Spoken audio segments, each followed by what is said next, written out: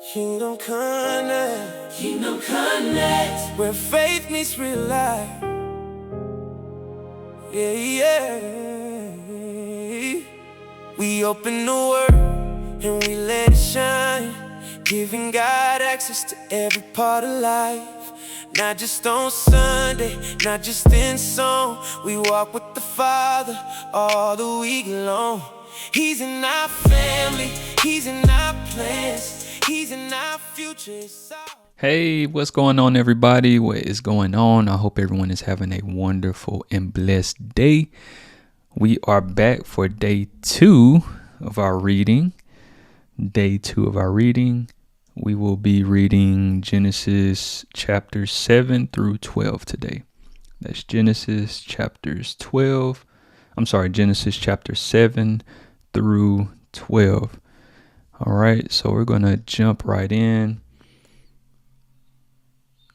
Let me get to the Bible. All right, and just a reminder, if you would like to download our Bible app, I will place that link in the description. And if you have any questions, feel free to reach out to me directly. All right, super excited. So we will start on chapter 7. And again, we will be reading from the ESV, which is the English Standard Version. Then the Lord said to Noah, "Go into the ark, you and all your household, for I have seen that you are righteous before me in this generation. Take with you 7 pairs of all clean animals, the male and his mate, and pair of the animals that are not clean, the male and his mate, and 7 pairs of the birds of the heavens also, male and female, to keep their offspring alive on the face of all the earth. For in 7 days I will send rain on the earth 40 days and 40 nights, and every living thing that I have made I will blot out from the face of the ground."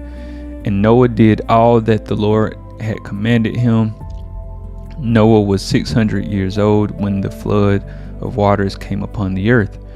And Noah and his sons and his wife and his sons' wives with him went into the ark to escape the waters of the flood, of clean animals and of animals that are not clean, and of birds and of everything that creeps on the ground. 2 and 2, male and female, went into the ark with Noah as God had commanded Noah. And after 7 days the waters of the flood came upon the earth in the 600th year of Noah's life, in the 2nd month, on the 17th day of the month. On that day all the fountains of the great deep burst forth, and the windows of the heavens were open, and rain fell upon the earth 40 days and 40 nights.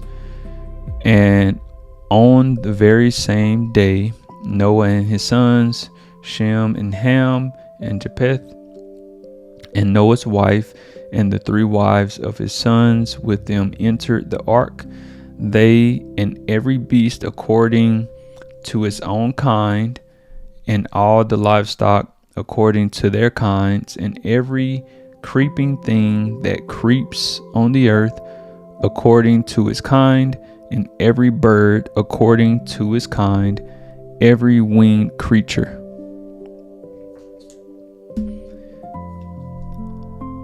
They went into the ark with Noah, 2 and 2 of all flesh, in which there are the breath of life.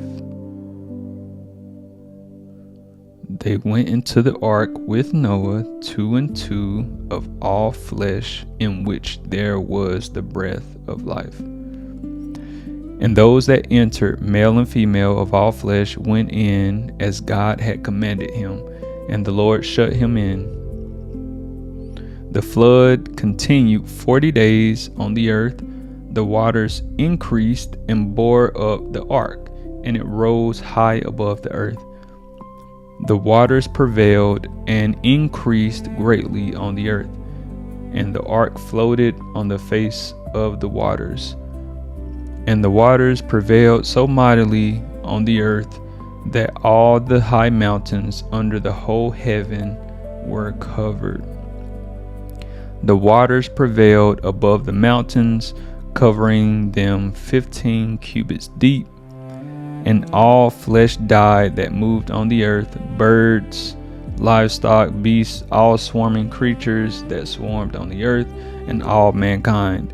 Everything on the dry land in whose nostrils was the breath of life died.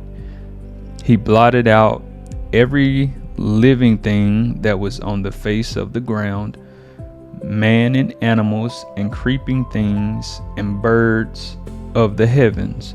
They were blotted out from the earth.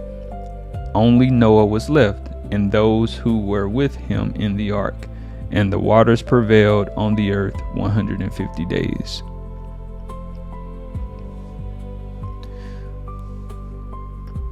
But God remembered Noah and all the beasts and all the livestock that were with him in the ark.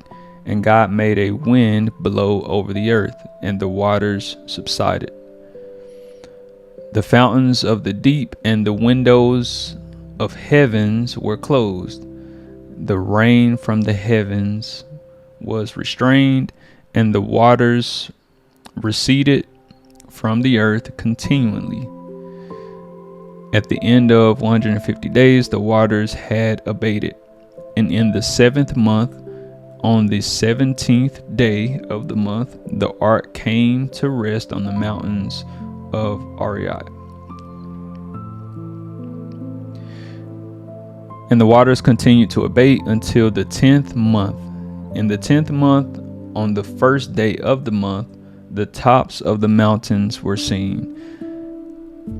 At the end of 40 days, Noah opened the window of the ark that he had made and sent forth a raven. It went to and fro until the waters were dried up from the earth.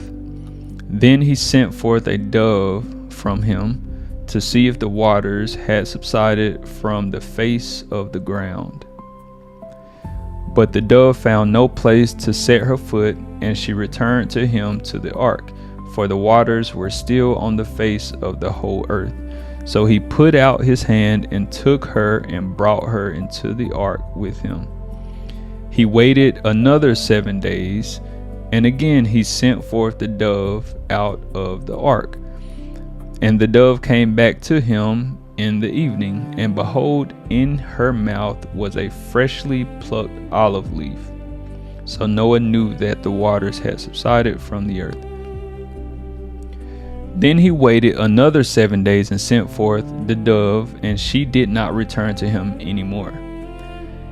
In the 601st year, in the 1st month, the 1st day of the month, the waters were dried from off the earth, and Noah removed the covering of the ark and looked, and behold, the face of the ground was dry.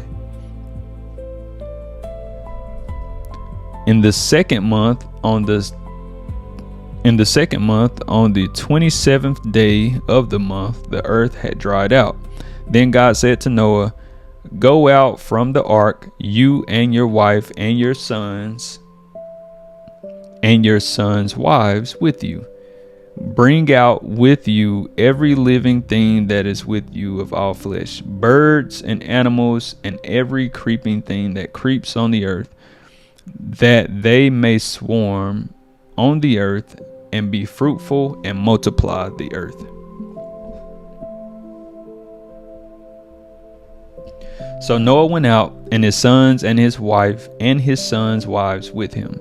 Every beast, every creeping thing, every bird, everything that moves on the earth went out by families from the ark. Then Noah built an altar to the Lord and took some of every clean animal and some of every clean bird and offered burnt offerings on the altar. And when the Lord smelled the pleasing aroma. The Lord said in his heart, I will never again curse the ground because of man, for the intention of man's heart is evil from his youth. Neither will I ever again strike down every living creature as I have done. While the earth remains, seed time and harvest, cold and heat, summer and winter, day and night shall not cease.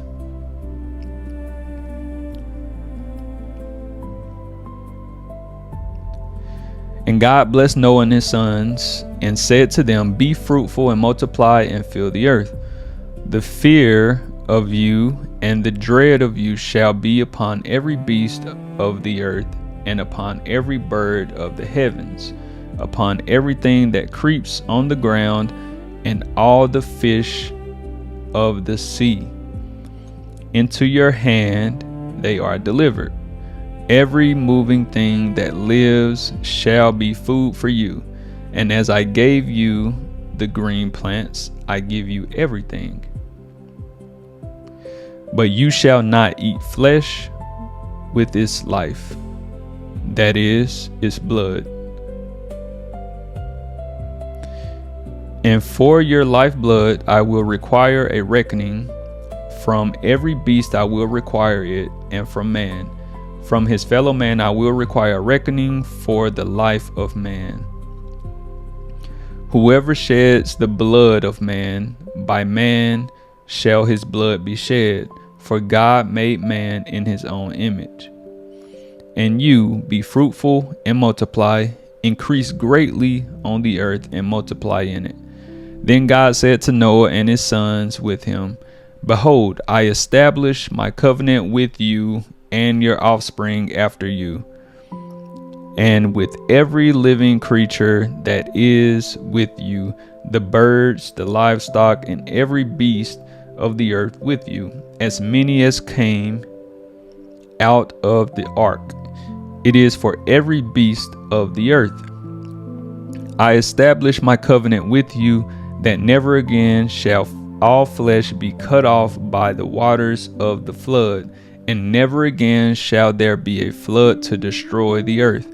And God said, This is the sign of the covenant that I make between me and you and every living creature that is with you for all future generations.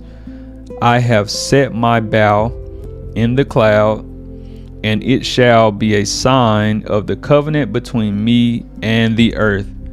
When I bring clouds over the earth, and the bow is seen in the clouds, I will remember my covenant that is between me and you and every living creature of all flesh. And the waters shall never again become a flood to destroy all flesh. When the bow is in the clouds, when the bow is in the clouds, I will see it and remember the everlasting covenant between God and every living creature of all flesh that is on the earth. God said to Noah, That is the sign of the covenant that I have established between me and all flesh that is on the earth.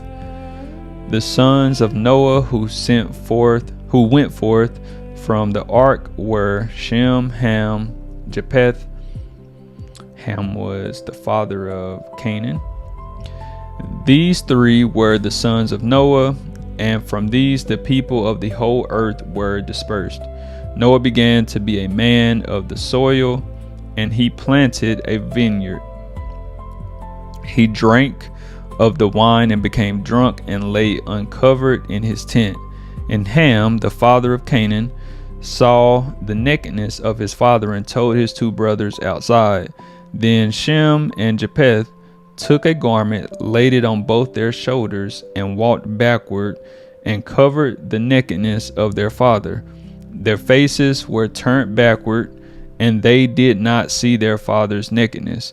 When Noah awoke from his wine and knew what his youngest son had done to him, he said, Cursed be Canaan, a servant of servants shall he be to his brothers. He also said, Blessed be the Lord, the God of Shem, and let Canaan be his servant. May God enlarge Japheth, and let him dwell in the tents of Shem, and let Canaan be his servant. After the flood, Noah lived 350 years. All the days of Noah were 950 years, and he died. These are the generations of the sons of Noah, Shem, Ham, and Japheth. Sons were born to them after the flood. The sons of Japheth: Gomer, Magog, Madai, Javan, Tabal, Mesep, and Tyrus. The sons of Gomer: Ashenzek, Ripath, and Togarmah. The sons of Javan, Elisha, Tarshish, Kittim, and Dodanim.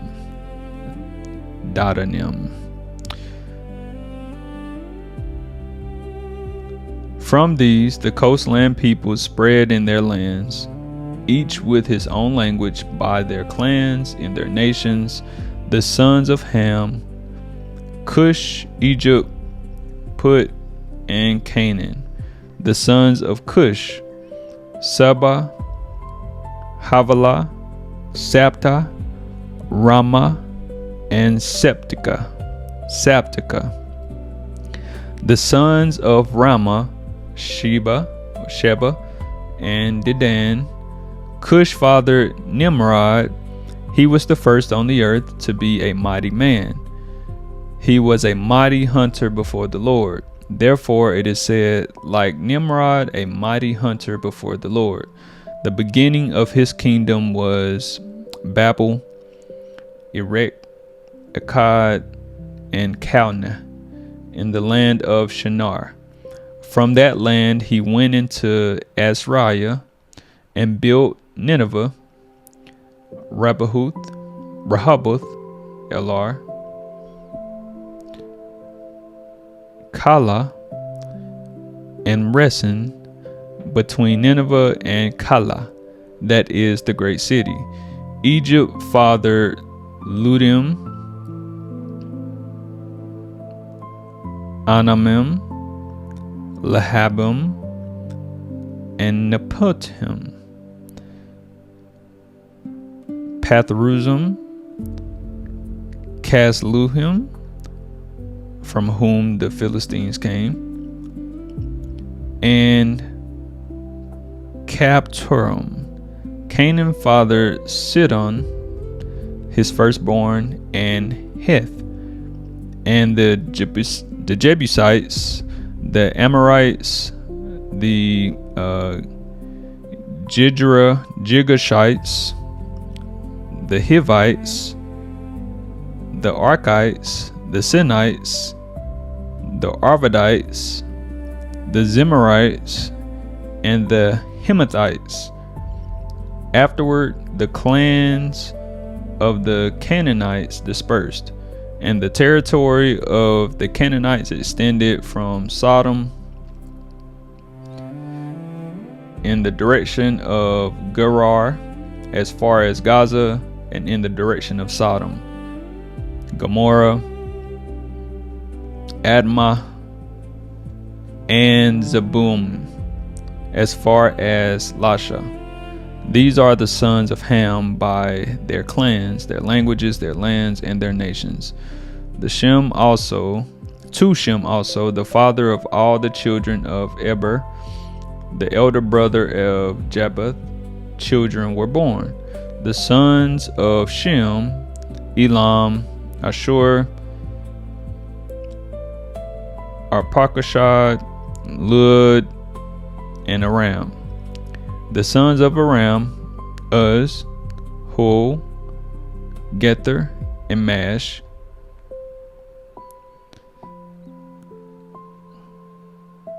Arpachshad fathered Shelah, and Shelah fathered Eber.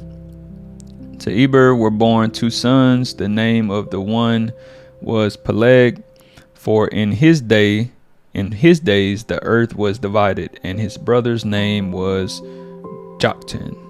Joktan fathered Almadad, Shalip, Hazarmaveth, Jerah, Hadram, Uzal, Dikla, Obal, Abimael, Sheba, Aphir, Havilah, and Jobab. All these were the sons of Joktan. The territory in which they lived extended from Mesha in the direction of Safar to the hill country of the east. These are the sons of Shem by their clans, their languages, their lands, and their nations. These are the clans of the sons of Noah according to their genealogies in their nations, and from these nations spread abroad on the earth after the flood. Now the whole earth had one language and the same words. And as people migrated from the east, they found a plain in the land of Shinar and settled there. And they said to one another, "Come, let us make bricks and burn them thoroughly." And they had brick for stone and bitumen for mortar. Then they said, "Come, let us build ourselves a city and a tower with its top in the heavens, and let us make a name for ourselves, lest we be dispersed over the face of the whole earth." And the Lord came down to see the city and the tower which the children of man had built. And the Lord said, "Behold, they are one people, and they all have one language, and this is only the beginning of what they will do, and nothing that they propose to do will now be impossible for them. Come, let us go down and there confuse their language, so that they may not understand one another's speech." So the Lord dispersed them from there over the face of all the earth, and they left off building the city. Therefore its name was called Babel, because there the Lord confused the language of all the earth. And from there the Lord dispersed them over the face of all the earth. These are the generations of Shem. When Shem was 100 years old, he fathered Arpachshad 2 years after the flood. And Shem lived after he fathered Arpachshad 500 years and had other sons and daughters. When Arpachshad had lived 35 years, he fathered Shelah. And Arpachshad lived after he fathered Shelah 403 years and had other sons and daughters.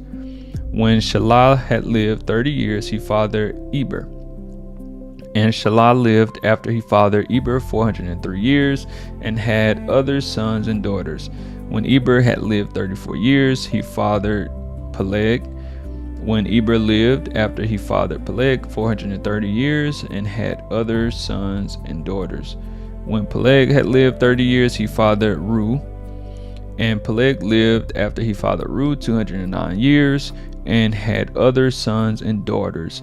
When Ru had lived 32 years, he fathered Serug.